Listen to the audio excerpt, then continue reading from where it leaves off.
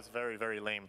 we can try better. We can try better. Thank you, Phil. Thank you. Okay, maybe next time. Are we ready? All right. So we're going to have now Mark Greenslade from Casper, who's going to talk to us about Zk-ACTUS towards verifiable financial contracts.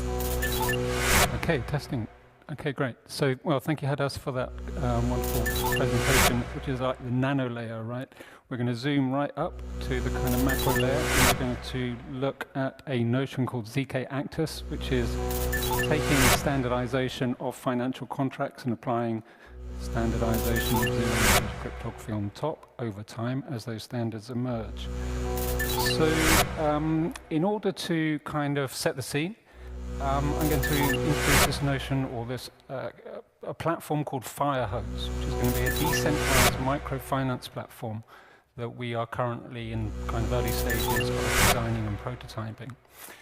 We have some project partners. One is the Actus Foundation, and the other is an entity called Vilinda, who are based out in India. And they have actually rolled out parametric insurance products across the Caribbean and India. Parametric insurance is a type of insurance that pays out automatically depending on certain meteorological conditions. So there are certain oracles that come from weather data providers, essentially. So they have experience in the field, and we are collaborating with them. So they're not here today, but I do appreciate all the inputs they've given us. So the set of actors for this Firehose project is, because it's basically a microfinance platform, so you have lenders and borrowers. So lenders could be financial institutions, could be micro-entrepreneurs, and the borrowers, because we're targeting low-income communities, particularly women in those communities, also farmers. So, we want to bring together lenders, borrowers, and the kind of intermediary will be these agents, loan agents. They may be NGOs operating in the field or independent loan officers, and their role is to surface loans from the communities and then bring lenders and borrowers together. So that's a schema of the kind of interaction flow between the different actors. I won't go into too much detail there, but you can look at the slides afterwards. This is a design brief for the front end application for a lender who will be able to see their dashboard and their portfolio of loans that they've injected liquidity into. This is a dashboard for the borrower who can see these loans that they have taken through the system, both at the kind of aggregate level and then on a loan-by-loan basis. So over time, we anticipate that borrowers starting with zero kind of credit rating really will gain reputation through the system, and so therefore the amount of liquidity that they can access will increase over time. So, how are we going to build this system? We've just shown some front-end design. That's pretty easy. But we want to use standards all the way through if we can. So the first standard we're going to use, and what our solution is based upon, is this standard called ACTUS. ACTUS stands for Algorithmic Contract Type Unified Standard. So the key word there is algorithmic. And what it proposes is a taxonomy of financial contract types classified into this kind of hierarchy. And for each of the capitalized boxes, which have these kind of capitalized acronyms, that's a certain type of financial contract, which can be issued in isolation or can be composed to form what's called structured products. So you, in theory, have a framework for composing financial instruments of a wide variety of types. For the Firehose project, we only really need 2 or 3 of these contract types. On the far left, you can see maturities, PAM and AN. These are 2 types of loan contract. We may put like options contracts for some of the kind of hedging mechanisms, but our primary contracts will be PAM and AN. So we're going to take that taxonomy, which has its own domain model. Primarily, you have term sets, you have contracts, and there's an kind of a set of validation rules that's encapsulated as implicability within this domain model, which constrains the type of terms that can be included in a term set for a particular contract type. So that's our domain model. Now, there's some things to note about the algorithms themselves. First of all, there's 3 types of function that are defined in the standard. There's this kind of set of base utility functions. Then there's a set of state transition functions, because each algorithm is like a little state machine. And then there's certain payoff functions which calculate the forward cash flows associated with the financial contract. The inputs to the algorithms are machine-readable term sets. As I said earlier, they're composable and they're heterogeneous. So for each contract type, you have a distinct term set profile. But the output is an event sequence, which is equivalent. You can think of them as cash flows, and they are homogeneous. And it's that homogeneous nature of the outputs which is really important when you want to build like risk models on top of these things. So here's a quick example. You have like a term set on the left, just a bunch of data that will be pushed in some algorithms, which will generate the event sequence on the right. There's some implementations in various programming languages. Java being the reference implementation. We're working on Rust, Python, and TypeScript implementations. There's a Haskell implementation, and also somebody quite a few years ago did a Solidity implementation. So we've already got some implementations, but they do bring us challenges. First of all, the ACTUS standard itself at a technical specification level is too fuzzy. There's issues around floating point arithmetic in the context of money and time. The reference implementation, the Java one, is somewhat hacky. The test fixtures are somewhat forced. They're a little bit kind of, coerced to pass the test type of thing. And the culture of the ACTUS Foundation is a little bit old school. So it kind of, all these things give us challenges to bring this standard up to the level whereby these algorithms can be executed in cryptographic environments. So that brings us on to part 2, whereby we take this standard and we're going to apply ZK, and we're going to apply use of ledgers or blockchains, and we come up with this notion of verifiable financial contracts. We have 3 pillars. Primary pillar really is integrity, secondary pillar tokenization, and the third pillar payments. The use of ZK is for our purposes is mostly or foundationally in the context of integrity, but it could be applied to, particularly to payments anyway. So in the integrity kind of dimension, at the top you can see the ACTUS artifacts, information artifacts that come out of this standard. There's some information around counterparties, there's the term sets we've already seen, there's the algorithms themselves, and then the cash flows, which are the outputs of the algorithms.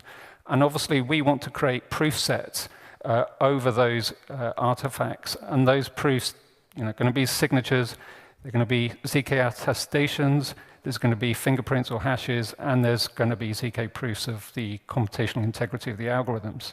And we're going to post those proof sets onto a blockchain. Could be a special purpose blockchain, could be a general purpose blockchain. So we want to be fairly chain agnostic. But yeah, it's just a bulletin board ultimately, but these contracts are dynamic. So when there is for example, an interest rate change that triggers the necessity to recompute the future cash flows, or if there is a default on a loan that necessitates the recomputation of the cash flows again. So these proof sets are dynamic over time. And then if you scale up to large portfolios of contracts, you may have triggers like an interest rate change where you suddenly have to do an awful lot of compute, and then post all these proof sets. So there are some kind of operational issues to scaling in particular, and just to how you keep proofs as compact as possible when, at the aggregate level.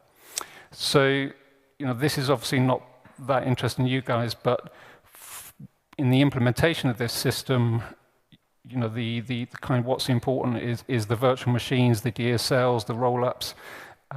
These are the kind of tech stacks that are of interest. I mean, we rely upon you guys to give us the standardized proof systems, robust, resilient, and that can be used in an engineering context. So we're very much building on top of what this community is doing. In terms of the tokenization context, I'll keep it short, but ultimately we're not minting like NFT things or ERC20 things. What we're actually simply doing is just tracking exposure by counterparties to a financial contract over time. So if you were going to use this standard to issue a bond, you may have on the issuer side 1 or 2 commercial entities. On the taker side, 1, maybe 2, maybe 3 commercial entities. So it's kind of, the counterparty sets on both sides of the financial contract. So that's what we're tracking, is that exposure over time. And that gives some insights to regulatory agencies, auditors, etc., as to what is the exposure within the macro economic system by various counterparties. Once we use these, once we've established the integrity of the contracts and have these kind of tokenization mechanisms in place, then we can build payments engines over the top of the cash flows. Those engines will probably be hybrid in nature. They will be opening channels just in time and then trying to execute payments. Because this is not a collateral first system, there is risk, central to this system. It's not pushed to the edge. It's embraced right at the center. So defaults will be an issue, and managing defaults is always problematic. But again, we can use a blockchain simply as a kind of bulleting mechanism for coordination and orchestration of the payments.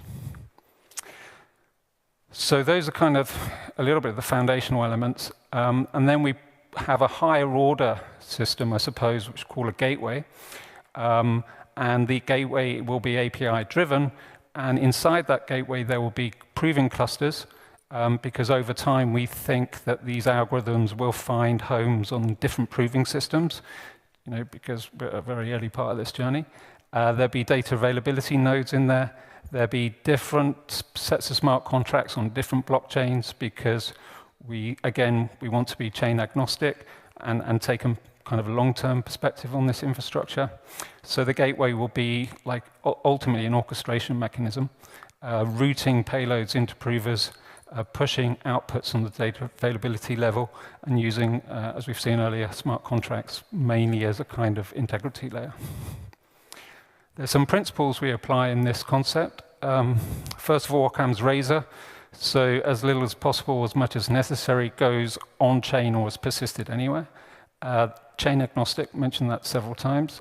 Privacy preserving. So who can see what, when, why? We talked about compliance earlier. Privacy is super important, particularly for financial contracts. Trust but verify, don't need to tell you guys that. The challenges we have are like regulatory certitude, because if we're going to try and issue loans in various countries, that's going to come up against regulators. And it's not necessarily like arbitrage, but there's differences in regulatory environments, right? So that's a problem. Counterparty risks I've mentioned already. That's like right in the center of the system, not at the edge. Post-quantum security, jurisdictional anchoring. No financial contract gets issued in a vacuum. So we want to embrace that up front.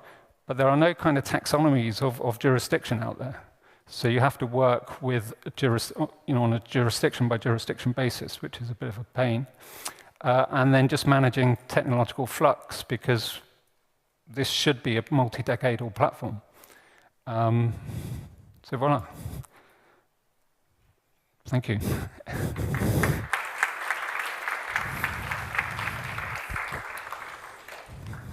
Have any questions? None?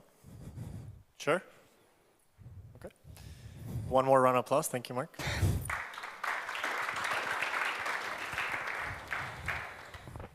Okay. Are we ready to try it again? Are we going to be lame, or are we going to actually make it happen? Okay. I count on you. Okay. If you're having a really good day, come up. Woo! Yeah, okay. Much better, much better. Thank you for all of those that, the 3 people that actually did it. All right.